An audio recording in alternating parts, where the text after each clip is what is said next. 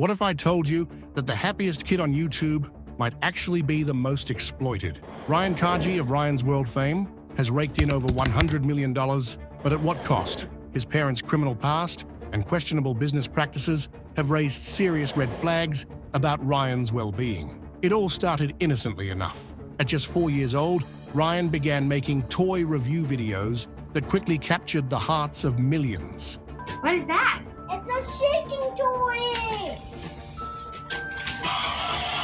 His genuine excitement and childlike wonder resonated with kids and parents alike, turning Ryan's World into a YouTube sensation almost overnight. But as Ryan's empire grew, so did the questions about what was really going on behind the scenes. The contrast between Ryan's innocent beginnings and the massive business machine his channel has become is staggering. $100 million is a lot of money for a kid who just wanted to play with toys. Here's where things get dark. Ryan's parents have a past they'd rather keep hidden, and it's not pretty. And trust me, what we found out next is pretty messed up.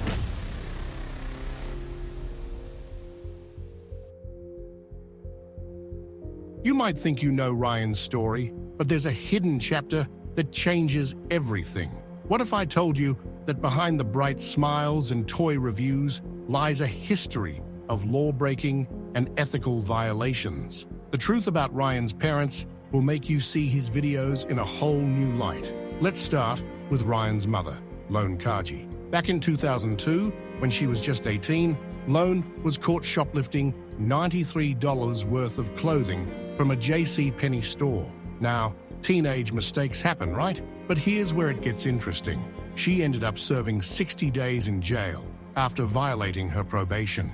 This isn't just a minor slip-up, it's a pattern of disregard for the law that raises some serious questions about her judgment. Fast forward to today, and we see that same questionable decision-making playing out in Ryan's World. The Federal Trade Commission has filed a complaint against the channel, alleging that a significant portion of Ryan's content is actually sponsored material.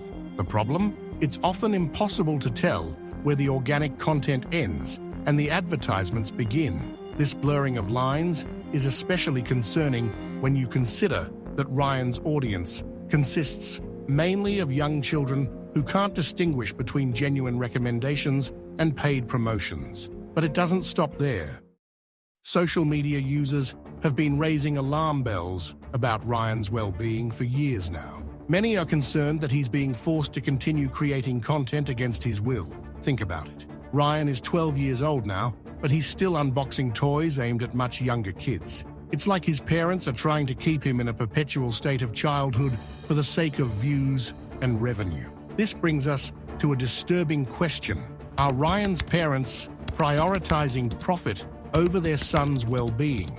Critics argue that Lone's past behavior, including her willingness to engage in illegal activities for personal gain, casts a dark shadow over their motivations in managing Ryan's career. It's not a stretch to wonder if the same disregard for rules and ethics we saw in her shoplifting case is now being applied to their handling of Ryan's channel. The parallels between Lone's criminal history and the current allegations against Ryan's World are hard to ignore.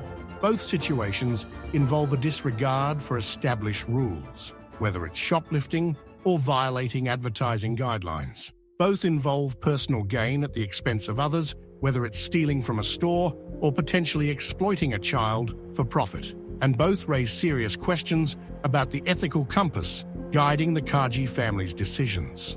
While Ryan's parents' past raises red flags, it's the evolution of Ryan himself that truly reveals the extent of their control. Remember the genuine excitement of his early videos? That enthusiasm has morphed into something far more concerning. As we dug deeper into Ryan's content over the years, we noticed a disturbing shift in his on-camera persona.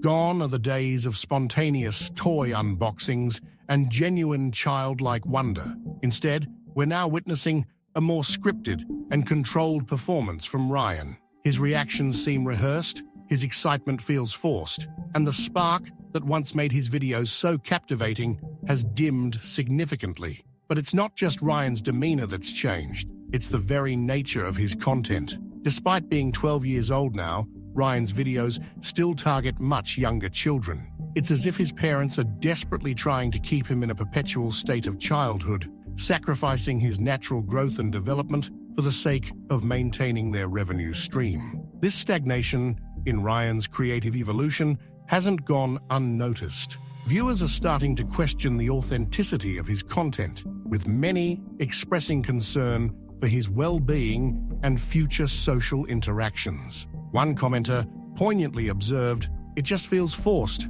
like the kid's going through goddamn puberty. Just let him start his own project at this point." This sentiment reflects a broader worry about Ryan's current role in the content he creates. Even fellow YouTubers have raised eyebrows at the Ryan's World phenomenon. PewDiePie, known for his candid commentary, pointed out some suspicious patterns in Ryan's viewership. Have you ever seen a video with 11 million views and 9,000 likes?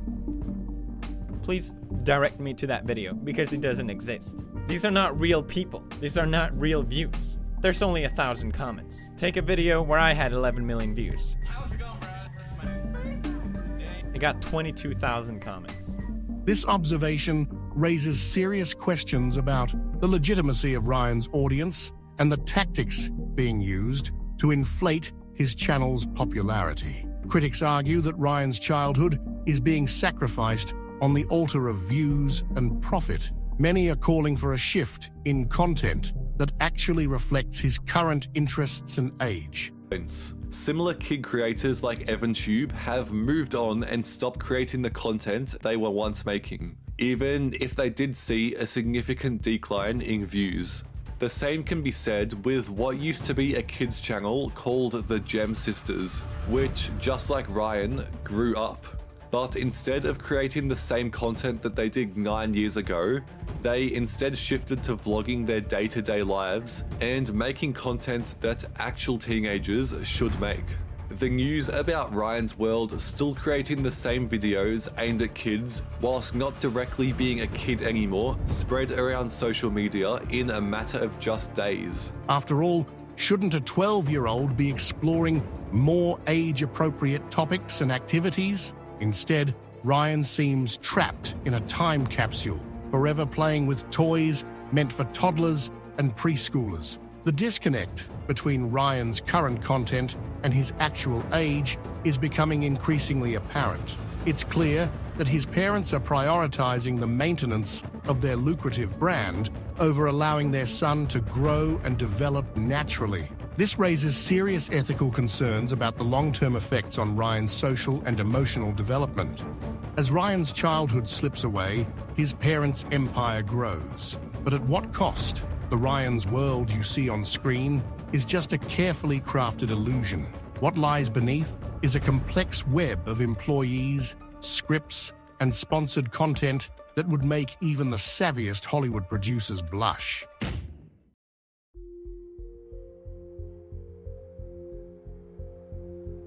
Think Ryan's just making videos in his bedroom? Think again. The operation behind Ryan's World is more like a factory than a family YouTube channel. With a team of 30 to 40 employees churning out 10 to 20 videos weekly, this isn't your average kid's playtime. It's a full-blown media machine. But here's where things get really messed up. Ryan's actual on-camera time is carefully curated to minimize his involvement. It's like they're trying to squeeze every last drop of marketability out of him while doing the bare minimum. Who's really driving this content? It sure doesn't seem like it's Ryan anymore.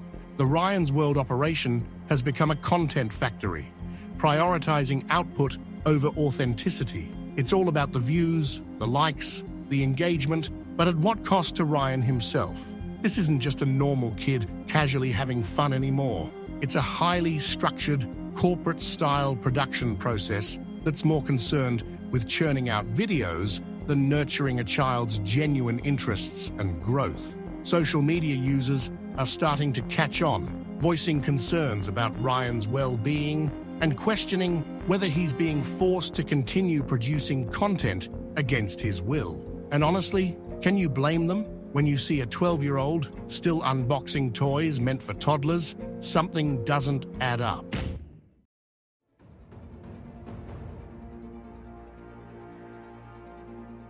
Ryan's World has come a long way from innocent toy reviews to a multi-million-dollar empire. But as Ryan approaches his teenage years, the darker side of his fame is becoming apparent. Experts worry about the long-term effects on his mental health and social life. Will he face bullying or struggle to form genuine connections because of his unique childhood? Ryan's mother claims he wants to continue making videos until he's 25. But how much of this is truly his choice? The ethical implications of supporting channels like Ryan's World are significant. As viewers, we must question whether we're inadvertently contributing to the exploitation of child stars. Ryan's World may be worth millions, but at what cost to Ryan himself? As consumers of online content, we have the power to demand better for the children we watch. It's time to consider the real price of childhood fame.